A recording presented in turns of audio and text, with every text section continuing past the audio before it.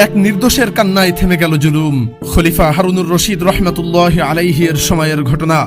এক বৃদ্ধকে রাতের আধারে কারাগারে নিক্ষেপ করা হলো।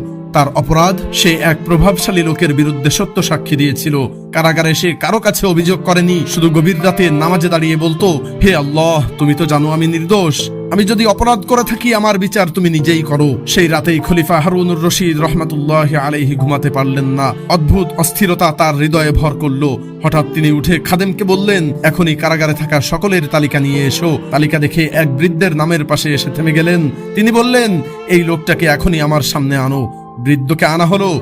কাপা কণ্ঠে বৃদ্ধ বলল, হে আমিরুল মুমিনিন, আমি শুধু সত্য বলেছিলাম। খলিফার চোখ ভিজে উঠল পানিতে। খলিফাকে দেখে বললেন, আল্লাহর কসম, আজ রাতে তোমার দোয়া আমার ঘুম কেড়ে নিয়েছে। সঙ্গে সঙ্গে তাকে মুক্তি দেওয়া হলো, তার সম্মান ফিরিয়ে দেওয়া হলো। খলিফা বললেন, যার পক্ষে আল্লাহ কথা বলেন তার বিরুদ্ধে কোনো শক্তি দাঁড়াতে পারে না। আল্লাহ নিজেই নির্দোষের অভিভাবক হয়ে যান।